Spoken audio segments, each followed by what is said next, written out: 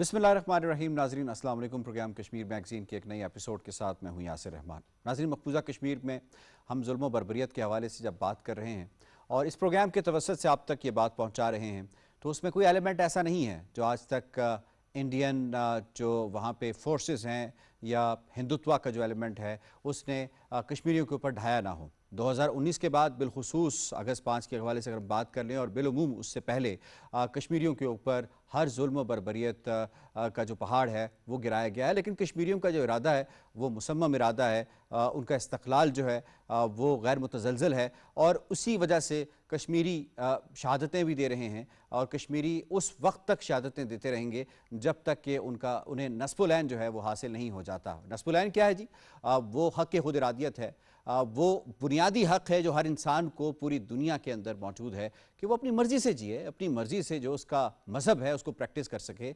और यही वजह है कि हिंदुस्तान फोकस्ड होके जो नौजवान हैं उनकी किलिंग्स, ख़ास तौर पर अगर हमने देखा है कि पूरी ट्रेजेक्ट्री हमें नज़र आ रही है 2019 के बाद से कि जहाँ कहीं नौजवान मिलता है, जहाँ कहीं नौजवान बात करने की कोशिश करता है उसे उठा दिया जाता है, उसके ऊपर काले कवानीन लगाए जाते हैं और उसके ऊपर FIR के बग़ैर उसे सालों साल जो है वो कस्टडी में रखा जाता है। और जब कहीं मिलता है, क्योंकि जिसको कस्टडी में मकबूजा कश्मीर में उठाया जाता है और अगर वो नौजवान हो तो उसके बारे में यही कहा जाता है, उसके पेरेंट्स यही कहते हैं कि अब ये वापस नहीं आएगा, अगर वापस आया भी तो लाश की सूरत में आएगा। और रीसेंट पास्ट के अंदर तो उन्होंने ये कर दिया है कि जो उनके जस्दे खाकी हैं वो भी वापस नहीं करते और उन्हें नामालूम गुमनाम कब्रों की नज़र कर दिया जाता है। और यही वजह है कि इंटरनेशनल कम्युनिटी की तरफ कश्मीरी आज से देख रहे हैं, आप ये 2019 से देख रहे हैं, 1989 से देख रहे हैं कि इंटरनेशनल कम्युनिटी कब अपने वादे वईद पूरे करेगी। वो वादे वईद जो यूनाइटेड नेशंस ने 1948 और उसके बाद की जो रेजोल्यूशंस हैं,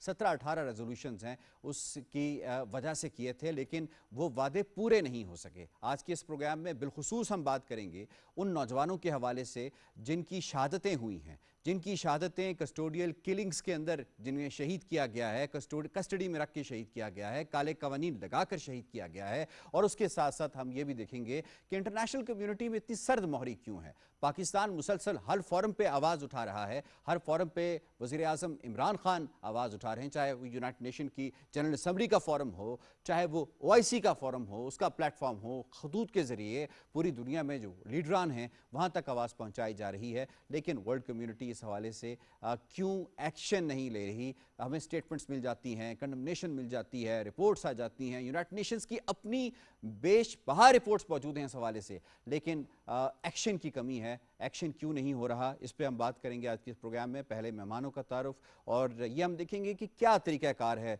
जो इंडिया मुसलसल अपनाए हुए है कि नौजवानों को जिन्होंने ये तहरीक थामी हुई है, जो इस तहरीक की रूह हैं, उन्हें रोका जाए और क्या वजह है कि इंडिया आज तक इसमें नाकाम हुआ है। सबसे पहले मेहमानों से तारुफ, उसके बाद हम प्रोग्राम का बाकायदा आगाज़ करेंगे।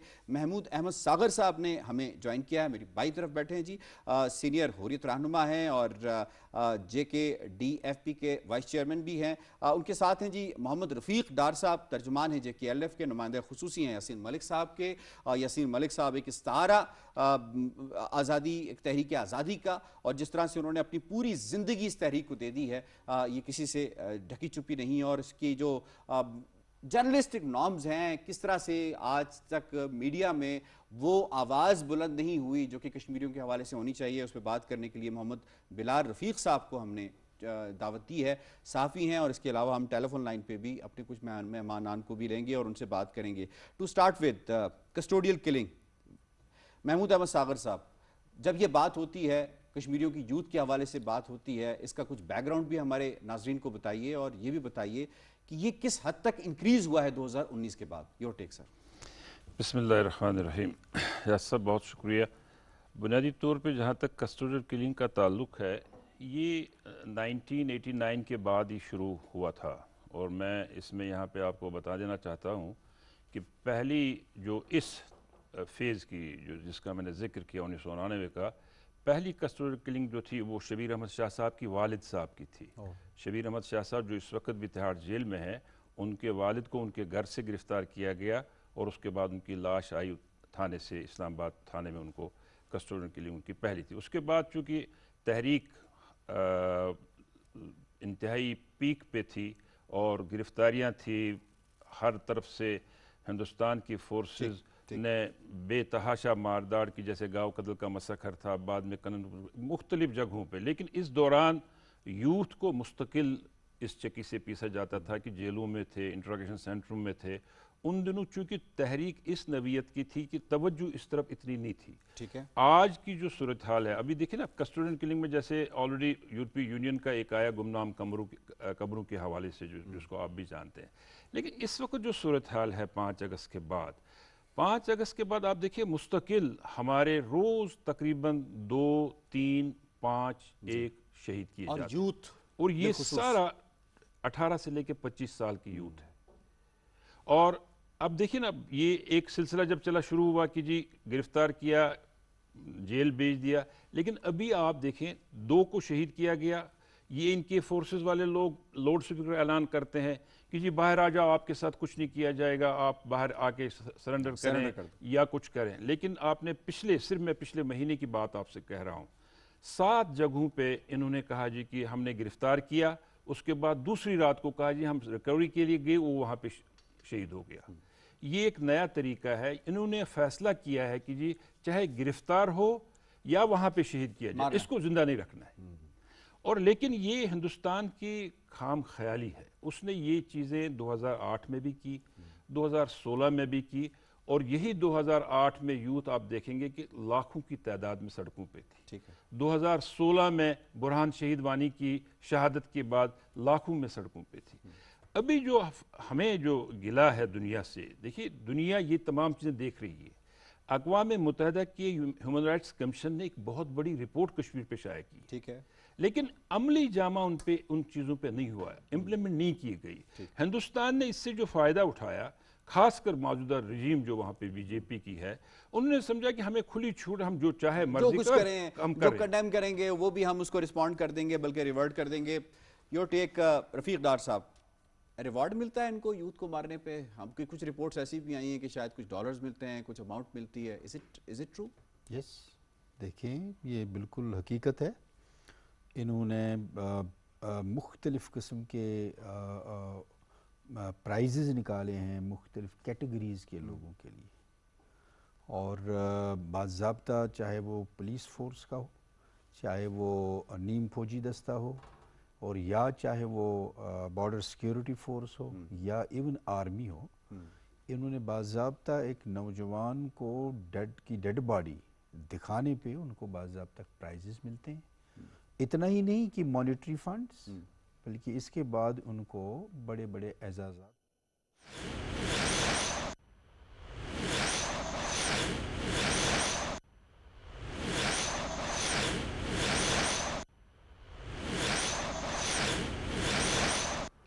وزیر اعظم عمران خان کو وفاقی وزیر science and technology senator Shibli Faraz نے الیکٹرانک ووٹنگ کے حوالے سے بریفنگ دی ہے، آئیے آپ سے شیئر کرتے ہیں۔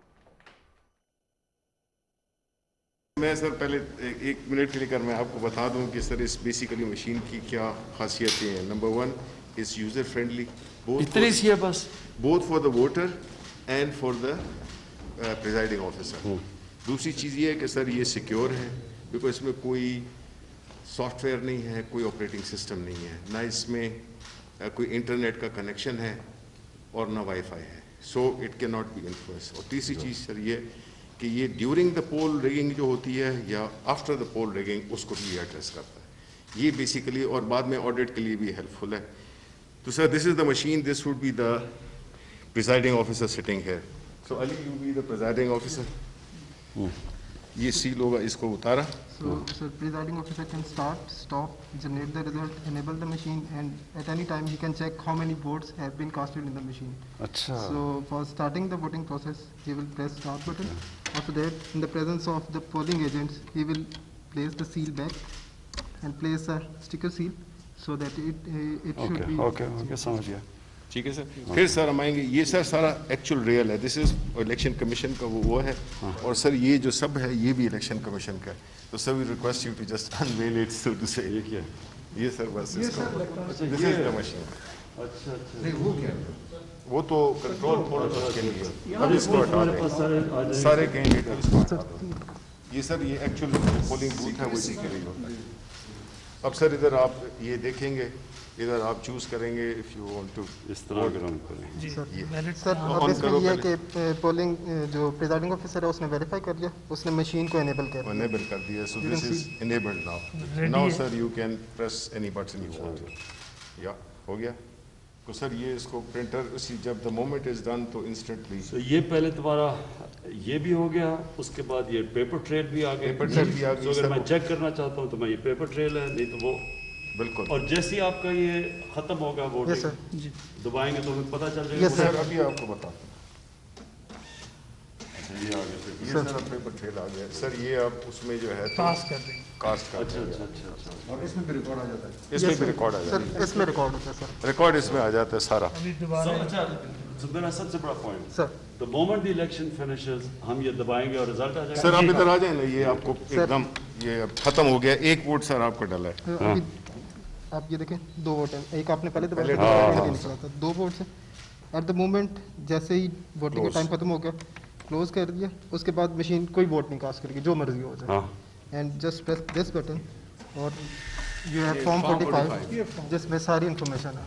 آپ کو کتنے ووٹ کاسٹ ہوئے, کتنے بجے اسٹارٹ ہوئی تھی. بالکل سر یہ ہم نے خود بنائی ہے, اس لیے سوال ہے تو اس اور یہ ہم پروڈیوس بھی کر سکتے ہیں. بالکل سر بالکل. سو اٹس ایکسلنٹ, سب کو بڑی مبارک اور سب کو بہت. وزیراعظم عمران خان کو وفاقی وزیر science and technology senator Shibli Faraz کی جانب سے الیکٹرانک ووٹنگ کے حوالے سے بریفنگ دی گئی ہے. الیکٹرانک ووٹنگ اور الیکٹرانک ووٹنگ مشین سے متعلق تفصیلی طور پر بریف کیا گیا. ناظرین تھی پی ٹی وی تازہ ترین.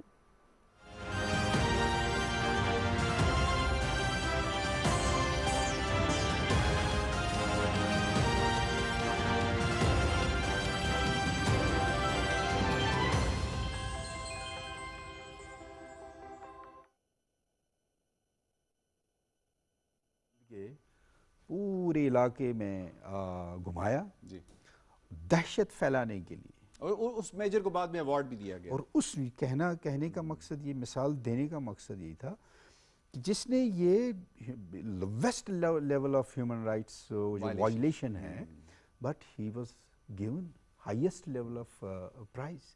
جو ایک آرمی کی جیپ کے ساتھ ایک نوجوان کو باندھ کر سٹون پیلٹنگ کے آگے لے کر جا رہا تھا, اس کو ایوارڈ دیا گیا. اس کو ایوارڈ دیا گیا. اب دیکھیں کہاں انٹرنیشنل کمیونٹی, انٹرنیشنل میڈیا میں بھی یہ سارا کچھ آیا. میجر گگوئی انٹرنیشنل میڈیا میں یہ آیا, بڑی واسٹ مطلب لیول پہ اس کی کنڈمنیشن ہوئی, بٹ اونلی لپ سروس, کوئی پریکٹیکل چیز کوئی نہیں. تو اس طرح کی بے شمار مثالیں ہیں. میں آپ کو کیا بتاؤں کہ ہمارے لیڈران کو گھروں سے گھسیٹا جاتا ہے. جو اعلان کرتے ہوتے یاسین ملک صاحب جو ہیں ایز اے یوتھ, میرے خیال وہ اس وقت سے اسیری دیکھ رہے ہیں. شبیر احمد شاہ صاحب اسیری دیکھ رہے ہیں جب سے وہ یوتھ میں, اب تو لیٹ 40s 50s میں. دیکھیں شبیر احمد شاہ صاحب اس مومنٹ کے ایک مینٹور ہیں. وہ بھی اپنی نوجوانی میں اس مومنٹ کے اندر آئے, اور اس کے بعد ان کے ساتھ کیا ہوا, نئے نوجوان آئے. یاسین ملک صاحب کے طرف بہت سارے نوجوان آئے. یہی جو وتیرہ ہندوستان کا رہا. البتہ ایک تبدیلی آئی 1989 کے بعد, جس وقت ایک ریولوشن, نوجوان شبیر احمد شاہ صاحب جیسے بہت سارے نوجوانوں نے جب دیکھا کہ پرامن ذرائع سے کوئی چیز سامنے نہیں آ رہی ہے, تو اس کے بعد انہوں نے ایک ڈیفرنٹ ایک فیز انٹروڈیوس کیا. اور اس لیے انٹروڈیوس کیا, دیکھیں یہاں پہ بڑا امپورٹنٹ ہے, یہ فیز اس لیے انٹروڈیوس کیا to divert the attention of the international community. ٹھیک ہے, یہ اس لیے نہیں کیا کہ بھائی we wanted to kill the humanity. No, that was not our main aim. Aim was to divert the attention of international community since you're talking about attention, میں بلال آپ کو انوالو کروں گا. کتنی اٹینشن کشمیر اس وقت تک سیکھ کر چکا ہے, اس اٹینشن کے نتیجے میں کتنا ایکشن ہوا ہے؟ کشمیری تو ایکشن چاہتا ہے. دیکھیں اٹینشن تو بہت زیادہ ہوئی ہے. 5 اگست کے بعد اگر ہم دیکھیں انٹرنیشنل میڈیا نے اس پہ, مختلف جریدوں نے تفصیلی چیزیں شائع کی ہیں, انٹرنیشنل میڈیا پہ بھی آ رہا ہے, پاکستان حکومت کی طرف سے بھی خاصی چیزیں آپ دیکھ لیں سامنے آئی ہیں. لیکن اس پہ کام کچھ نہیں ہو رہا اس طرح سے. ڈے بائی ڈے چیزیں خرابی کی طرف ہی جا رہی ہیں. جو انسانی حقوق کی خلاف ورزی ہیں ان میں اضافہ ہی ہوتا جا رہا ہے. اب جیسے نوجوانوں کی بات ہو رہی ہے, اب نئی نسل کو وہاں پہ ان کی نسل کشی کی جا رہی ہے تاکہ ایک تو جو بڑی عمر کے لوگ ہیں ان کے جو جذبے ہیں ان کو سرد کیا جا سکے, لیکن ایسا ممکن نہیں ہے. ابھی تک بھارت اپنی تمام تر طاقت کے استعمال کے باوجود بھی کسی بھی حربے میں اس طرح سے کامیاب نہیں ہوا. آپ یوم استحصال کو دیکھ لیں, اس موقع پہ تمام طبقہ فکر کے لوگوں نے وہاں پہ, چاہے کوئی صحافی ہے, تاجر ہے, ٹرانسپورٹر ہے, ڈاکٹر ہے, ایک زبان ہو کے لوگوں نے ہڑتال کی ہے. اب جو کل جماعتی حریت کانفرنس کی کال ہے جس پہ ہفتہ مزاحمت منایا جا رہا ہے, اس پہ بھی آپ دیکھ لیں کہ آج بھی لوگ ڈٹے ہوئے ہیں اتنی ساری چیزیں ہونے کے باوجود بھی. لیکن جہاں تک اس کا سوال ہے آپ کا کہ اٹینشن, عالمی دنیا محض آپ ابزرور کے طور پہ, جیسے مبصر مشن آلریڈی پہلے بھی وہاں پہ بیٹھا ہوا اقوام متحدہ کا, تو وہ ابھی بھی اس کو انہی چیزوں میں تول رہے ہیں اور مانیٹر کر رہے ہیں اور رپورٹس جاری کر رہے ہیں, لیکن رپورٹس بھی فل فیکٹس کے ساتھ نہیں آ رہی ہیں. تو وہ توجہ تو نہیں, اس پہ عملی اقدامات کی ضرورت ہے. میں سمجھتا ہوں وہ نہیں ہو رہا. ٹھیک ہے, کچھ قوانین کی ہم بات کر لیتے ہیں. ساغر صاحب, کچھ ایسے قوانین جو انہوں نے انٹروڈیوس کروائے ہیں, وہ کہتے ہیں کہ یہ ہمارا رائٹ ہے, ہم یہ قوانین کے ذریعے اس کے تحت اس یوتھ کو اٹھاتے ہیں اور اس کے بعد جو ہے انویسٹیگیٹ کرتے ہیں, انٹیروگیٹ کرتے ہیں, اور اس کے نتیجے میں جو کچھ بھی ہوتا ہے وہ پھر ہم سامنے لے کر آتے ہیں. آج تک ان کے جو قوانین ہیں پوری دنیا میں جو بھی کنفلکٹ زون ہے, وار زون ہے, کیا کہیں پہ کوئی اگزامپل ملتی ہے ایسے قوانین کی جس طرح کی یہاں پہ قوانین؟ تھوڑے سے ہمارے ناظرین کو ان قوانین کے حوالے سے بتائیے. دیکھیے, بنیادی طور پہ یاسر صاحب وہی بات جو ہم نے اس سے پہلے بھی کی کہ اس وقت فلسطین اور کشمیر, وہاں اسرائیل ہے, یہاں بی جے پی ہندوستان میں حکمرانی کر رہا ہے.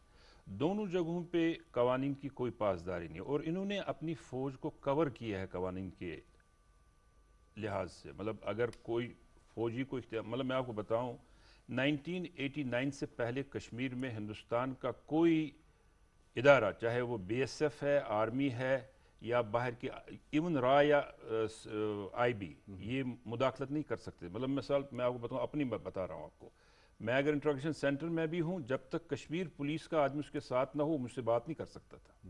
لیکن یہ تمام تر چیزیں انہوں نے 1990 میں تبدیل کر دی. جو ہی گورنر راج پہلا جگموہن کی شکل میں آیا تو انہوں نے یہ ساری چیزیں شروع کی. اس وقت پبلک سیفٹی ایکٹ اس سے پہلے بھی تھا.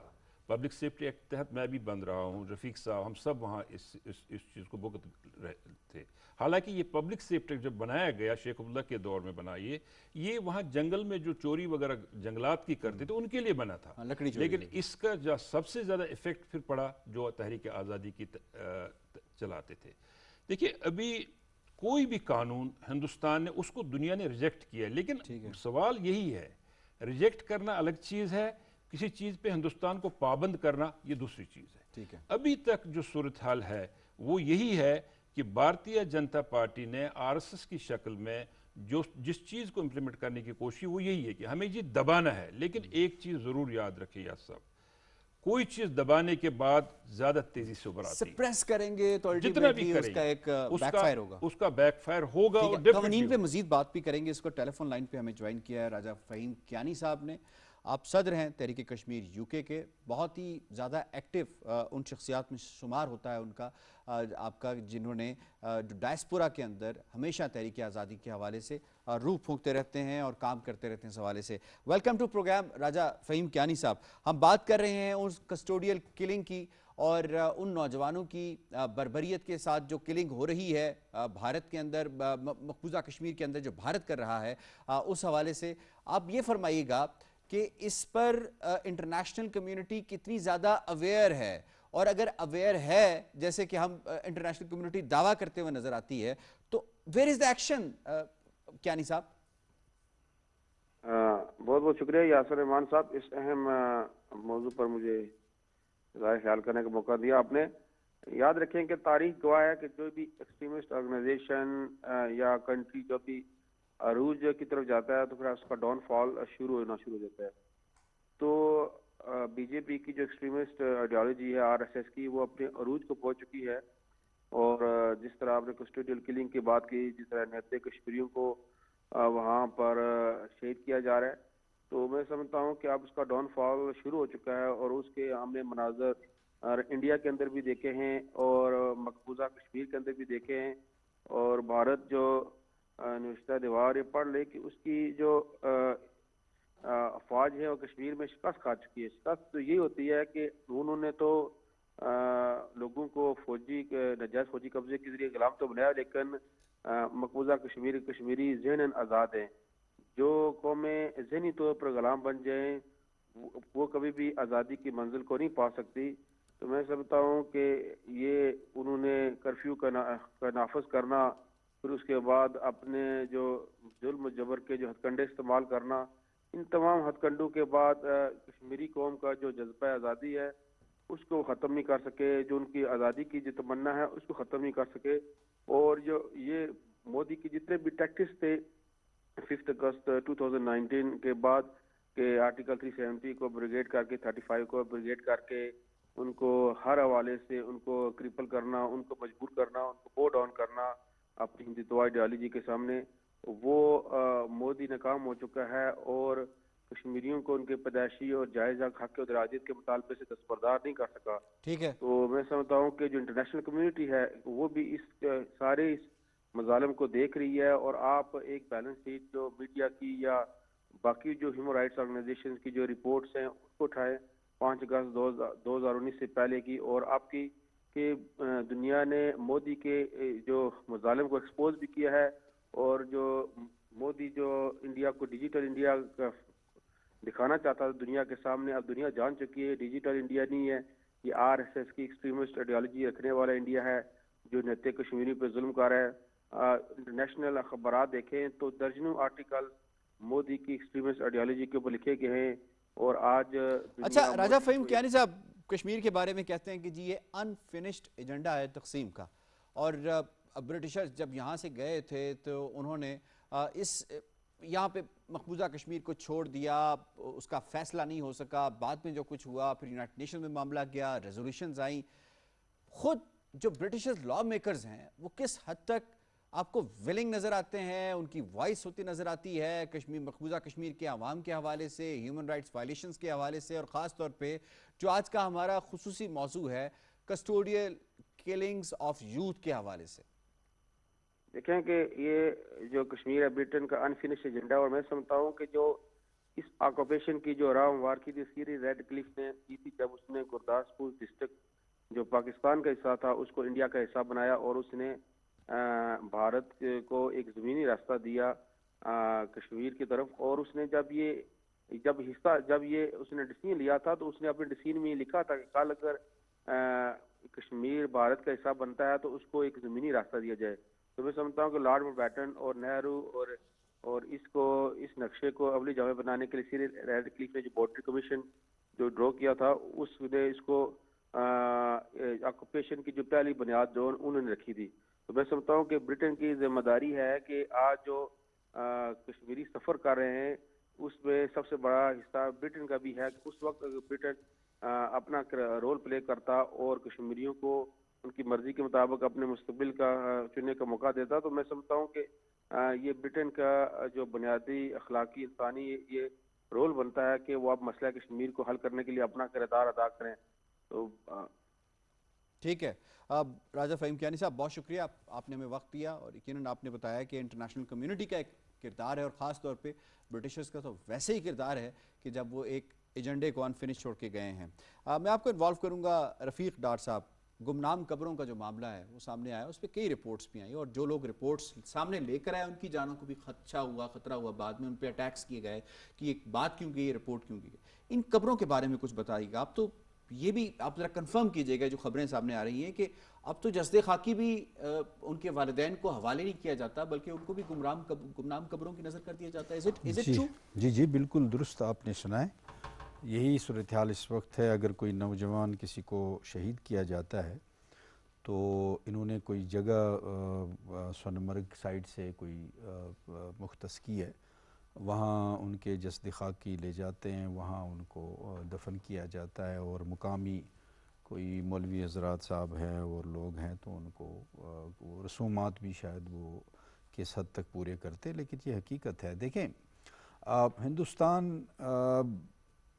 ریاست جموں کشمیر کی پوری عوام سے خائف ہے، کیونکہ ایک عوامی تحریک ہے، اس میں تمام طبقہ فکر سے وابستہ افراد کی انوالومنٹ ہے، سکن انوالو ہے، اور ہندوستان کی بربریت کے شکار ہوئے ہے۔ کوئی گھر ایسا نہیں ہے جہاں پہ ہندوستان کے مظالم کے نشانات نہ ہوں، یہ ایک گھر کی کہانی ہے۔ لیکن اب عوامی سطح کی جو یہ مومنٹ ہے، اس میں خاص ٹارگٹ نوجوان کو کیا گیا ہے۔ اوبویسلی ہندوستان کو بھی یہ علم ہے کہ یہی نوجوان ہے جو کل نوجوان تھا، وہ آگے اس نے کھیپ بنائی، تیار کیا نوجوان کو، آج وہی لیڈرشپ ہے، لیکن وہ نئے نوجوانوں کو آگے لے رہے ہیں۔ تو یہ آج بھی وہ محسوس کر رہے ہیں کہ 4 جنریشنز اگر اس میں کنزیوم ہوئی ہے، اب 5th جنریشن نے اس کو ٹیک اوور کیا ہے، ٹھیک ہے، اب اس 5th جنریشن ان کا ٹارگٹ ہے، اور یہ مختلف انداز میں ان کا ٹارگٹ ہے۔ ایک ٹارگٹ انہوں نے کیا اسی انداز میں کہ بے گور و کفن صحراؤں میں نوجوانوں کی لاشیں دریاؤں سے ہم نے دیکھا یہ سب سے ہیومن مطلب کیا اس کو کہہ سکتے ہیں کہ انسانی حقوق کی سب سے نچلا جو درجہ ہے، وہ اکٹھے سب کو ایک ہی قبر میں ڈالنا، اجتماعی قبروں کی شکل میں۔ اور آج دیکھیں ہمیں بحیثیت مسلمان بھی اور بحیثیت انسان بھی یہ یقین ہے کہ آج نہیں تو کل یہ جرائم اور ان مجرموں کو کٹہرے میں کھڑا ہونا ہے۔ آپ نے دیکھا دنیا کی بڑی بڑی تحریکوں کے بڑے بڑے لیڈران جنہوں نے اجتماعی قبروں کے حوالے سے وہ انوالو ہوئے، ان کو بھی وہ بھی گرفت میں آئے۔ تو اسی طرح ہندوستان کے لیڈروں کو بھی گرفت میں آنا ہے۔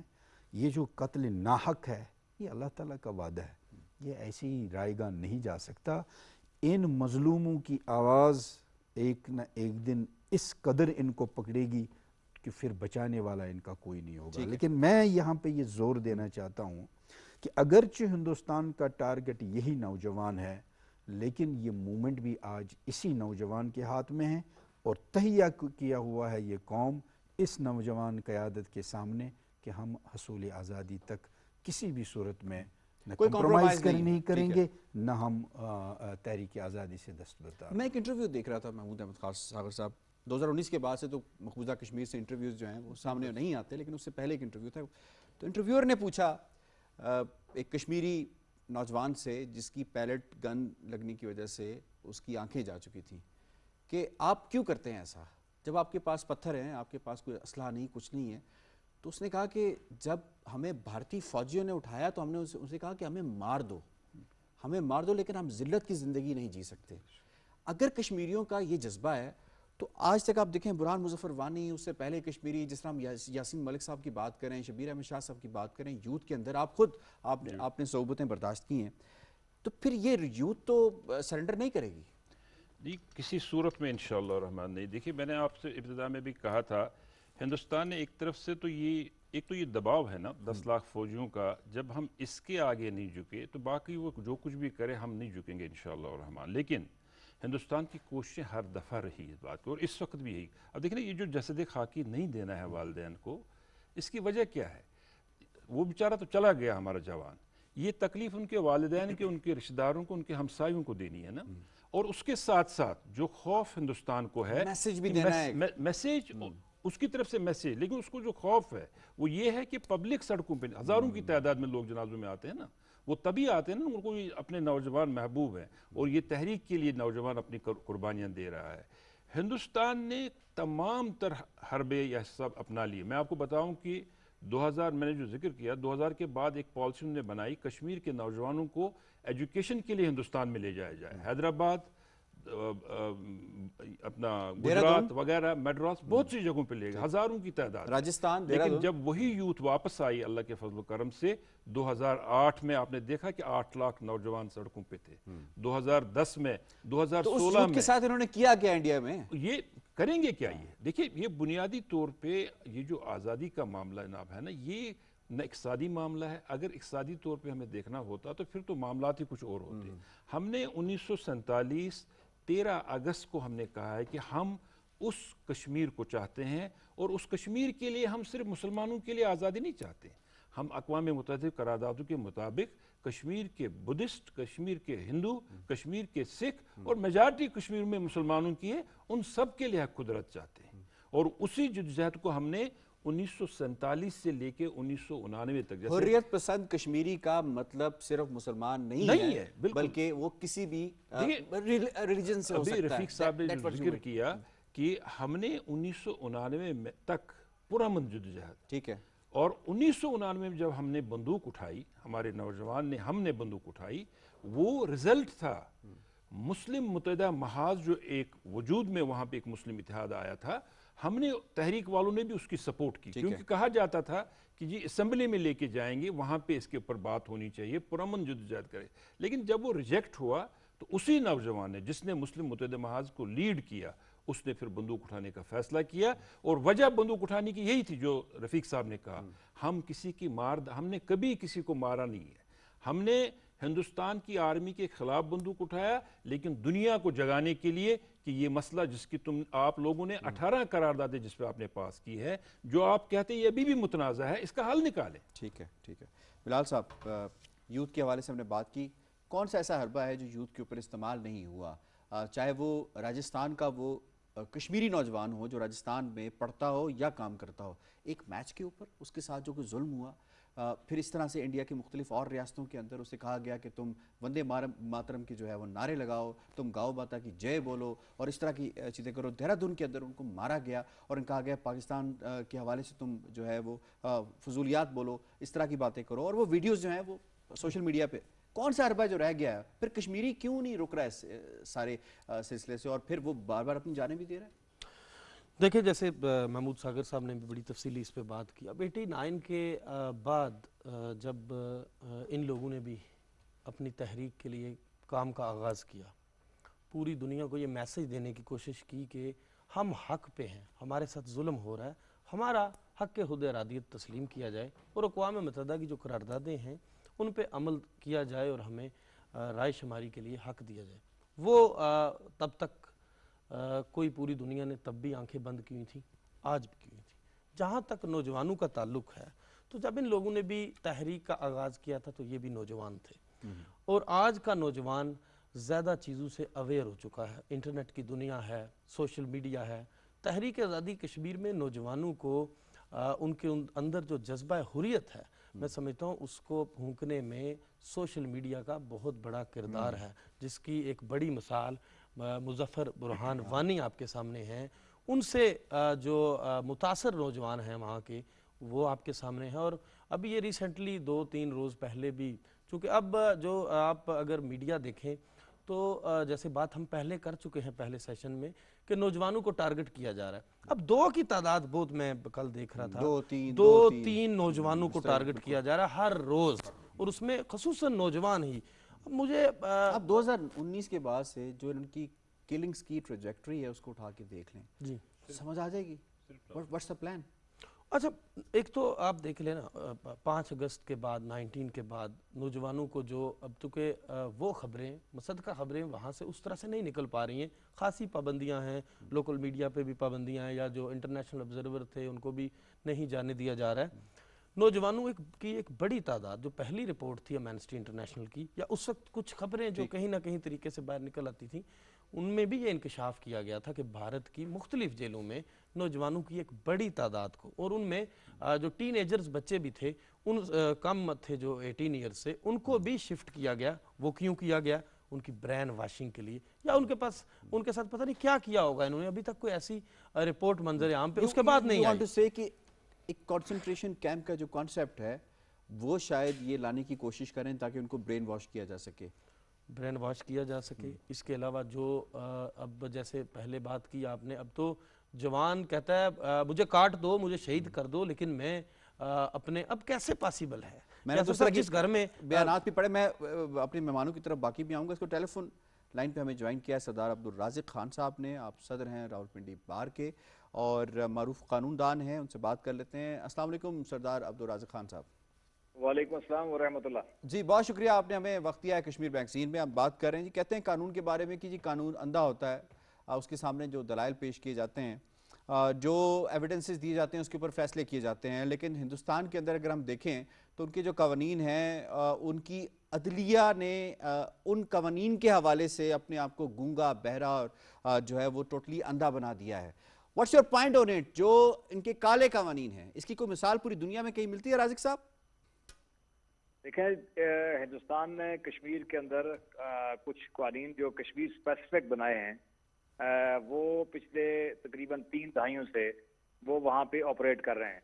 और उन ब्लैक लॉज के पर्दे में हिंदुस्तान कश्मीर के लोगों को, नौजवानों को बड़ी बर्बरियत का और जुल्म का निशाना बना रहा है। आप देख लीजिए कि पब्लिक सेफ्टी एक्ट है, उनका arm forces special power act है, इस तरह के और कानून हैं जिनके तहत सिक्योरिटी फोर्सेस को, पुलिस को लामहदूद इख्तियारात दिए गए हैं, जिनकी कोई मिसाल दुनिया में नहीं मिलती कि वो बगैर किसी वजह के, बगैर किसी रीज़न के, बगैर किसी FIR के, बगैर किसी मुकदमे के, बगैर किसी वारंट के नौजवानों को उठा लेते हैं और कई कई साल तक, 2-2 साल तक वो उनको बगैर किसी मुकदमे के वो रखते हैं और उनके बारे में कोई पता नहीं होता, मालूमात नहीं होती उनके लवाहिकीन को कि वो कहाँ पे हैं और कैसे रखे गए हैं और क्यों उनको रखा गया है। और इस तरह कई लोगों को वो सरदार साहब उम्मन ऐसे सिलसिले में तो ये होता है ना कि फिर जो भी अशखास होते हैं जिनका कोई प्यारा जो है वो गुम जाता है या गुमनामी में चला जाता है, उसे उठा लिया जाता है, फिर वो अदालत से रुजू करता है, अदालत फिर वो प्रोडक्शन ऑर्डर्स देती है कि जी इसको लाया जाए, कुछ भी हुआ जाए। अदलिया का जो किरदार रहा है सारे प्रोसेस के अंदर, और ख़ास तौर पे जिस तरह हम बात करें कस्टोडियल किलिंग्स के हवाले से, नौजवानों की गुमशुदगियों के हवाले से, फिर उनकी लाशें मिलती हैं, गुमनाम कब्रें मिलती हैं, इज्तिमाई कब्रें मिलती हैं, फिर नौजवानों को इंडिया की तरफ जो है मुख्तलिफ जेलों में डाला जाता है और उनकी फैमिलीज़ को अजियत दी जाती है।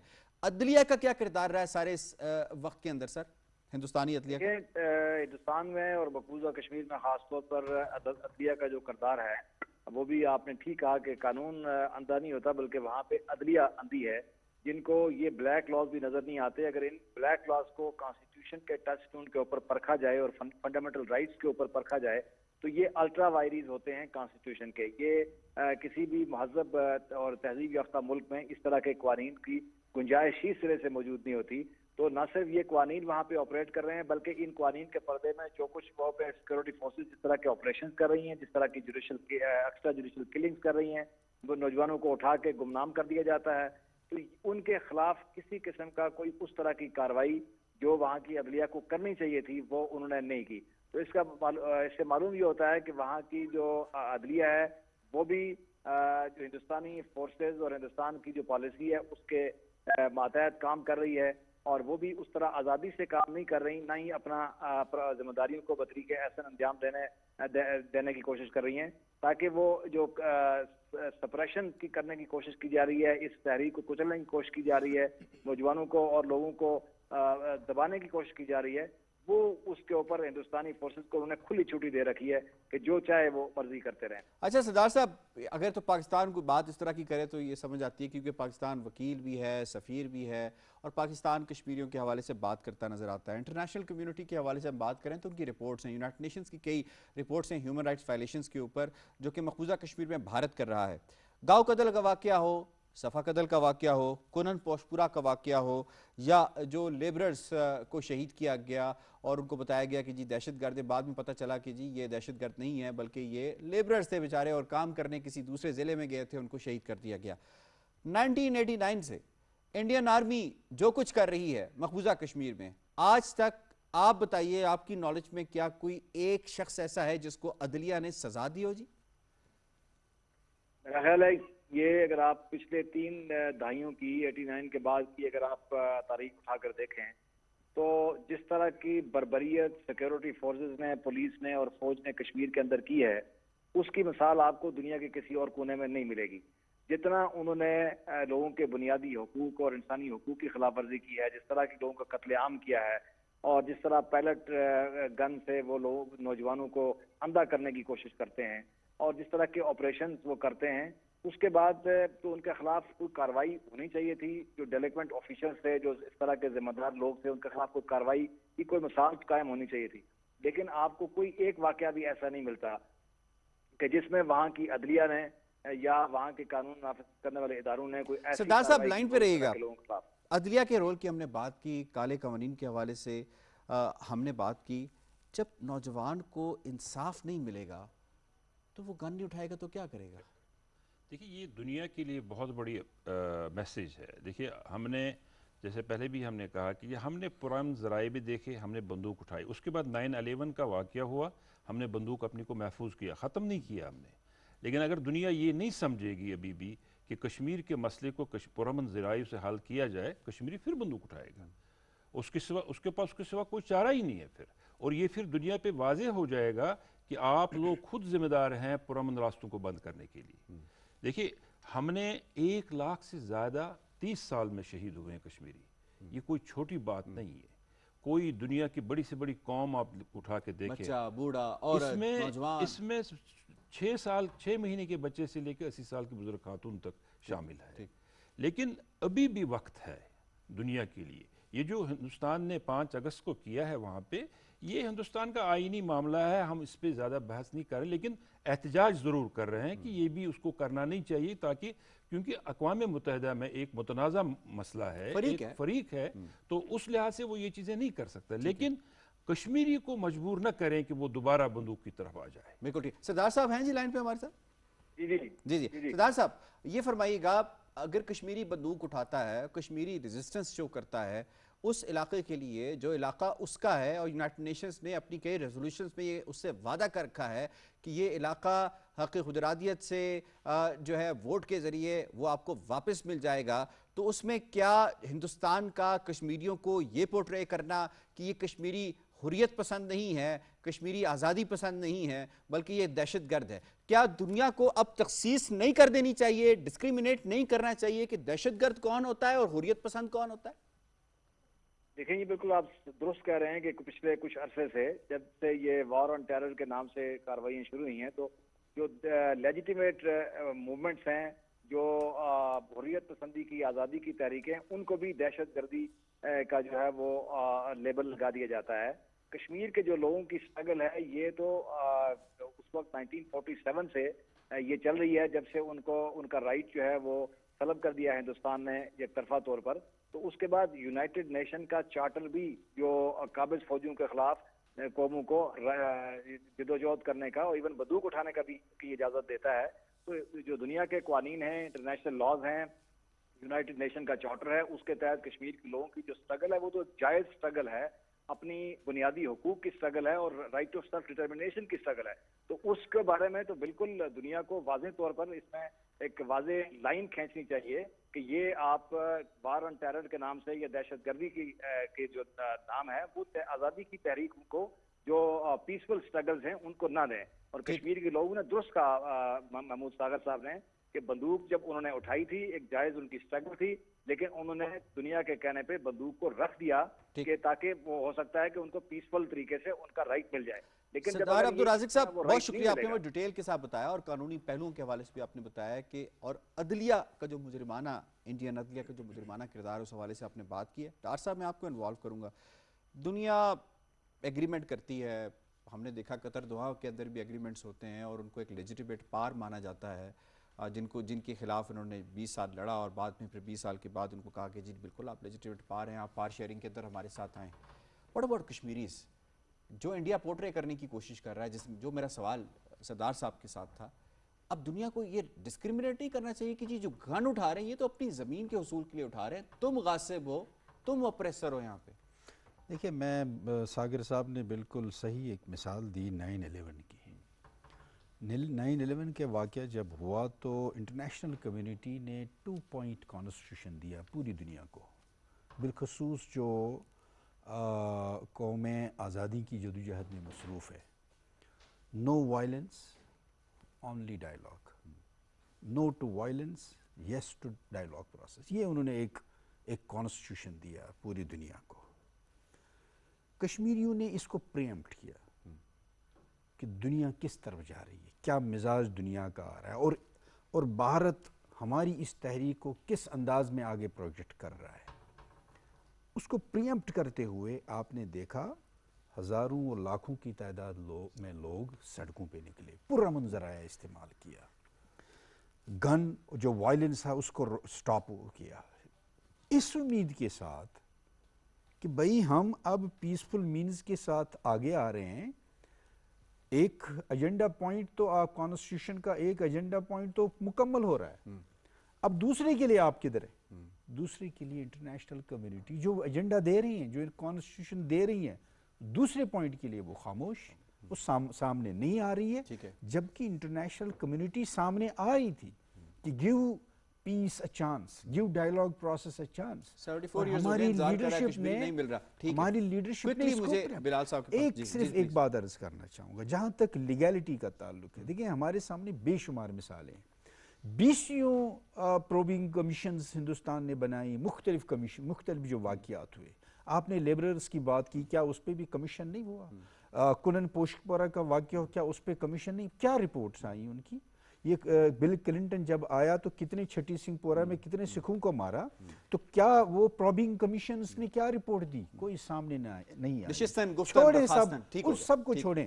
میجر اوتار سنگھ جس نے ریاست جموں کشمیر کے ایک بہت بڑے ہیومن رائٹس ایکٹیوسٹ جلیل اندرابی ایڈوکیٹ کو شہید کیا، اور عدالت نے فائننگز کی یہ مجرم ہے، اس کو لایا جائے، اور اس کو ہندوستان نے بھاگنے کے لیے راستہ دیا اور واپس نہیں لایا. یہ بڑی مثال ہمارے سے بڑی مثال ہیں. ٹھیک ہے بلال، اگست 2019 کے بعد ہم نے دیکھا انٹرنیشنل جو میڈیا ہے اس نے کافی حد تک کوریج دی. بی بی سی نے اسپیشل سروسز شروع کی، انہوں نے اپنی ریڈیو کی رینج بڑھائی، اور اس کے بعد سے پھر وہ وہاں سے رپورٹنگ بھی کرتے رہے. وائس آف امریکہ ہم نے دیکھا، Washington post, new York Times, جو بڑے بڑے جریدے ہیں انہوں نے، موقری جریدے ہیں انہوں نے لکھا کشمیر کے بارے میں.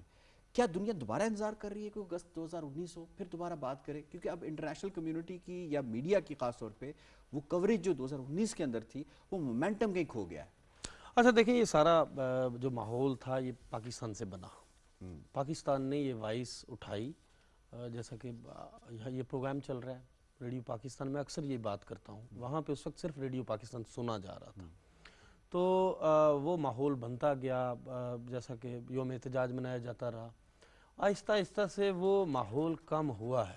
لیکن دنیا کو کم از کم پہلی مرتبہ آپ یہ بھی ساتھ یاد رکھیے کہ دنیا کی مختلف زبانوں میں شائع ہونے والے جریدوں میں تفصیلات سے، مختلف زبانوں پہ نشر ہونے والے پروگرامز میں تفصیلات سے یہ پروگرام نشر کیے گئے. لیکن اب وہ ماحول تھوڑا سا کم ہوتا ہوا دکھائی دے رہا ہے. دنیا کو میں سمجھتا ہوں کہ اس پہ بڑی گہری غور و فکر کرنی چاہیے، چونکہ جو نسل کشی کا معاملہ ہے آگے تو کبھی ایک آدھ واقعہ ہوتا تھا. ان دنوں کا آپ ڈیٹا اٹھا کے دیکھ لیں کہ ایک دن کے بعد ایک واقعہ، اور جو اب گھر گھر جو تلاشیاں ہو رہی ہیں، اور اب خصوصاً جو نوجوانوں کو بغیر کسی معاملے کے جو ان کی انویسٹیگیشن ایجنسیز ہیں وہ اٹھا کے لے جاتی ہیں بتائے بغیر، وداؤٹ اینی وارنٹ، کوئی جرم نہیں، اور والدین اب پیچھے اسی طرح پہلے جیسے روتے رہتے ہیں کہ بچے نہ واپس کیے جا رہے ہیں، نہ ان کے جسد حاقی واپس کیے جا رہے ہیں. تو دنیا کو میں سمجھتا ہوں کہ اب ایکشن کی طرف آنا چاہیے. بہت ہو گئی ہے مذمتیں. I have to wind up. بلال رفیق صاحب، رفیق ڈار صاحب، محمود احمد ساغر صاحب، تینوں مہمانوں کا بہت شکریہ. ونڈرفل ڈسکشن، اور بڑا زبردست طریقے سے آپ نے ایڈ کیا. اور یقیناً یوتھ نہ پہلے جھکی ہے نہ کبھی جھکے گی، اور کشمیری یوتھ نے ہمیشہ سے ایک ہی بات کہی ہے کہ ذلت کی زندگی سے موت بہتر ہے. کشمیر میگزین سے اتنا ہی. یاسر رحمان کو دیجیے اجازت. اللہ نگہبان.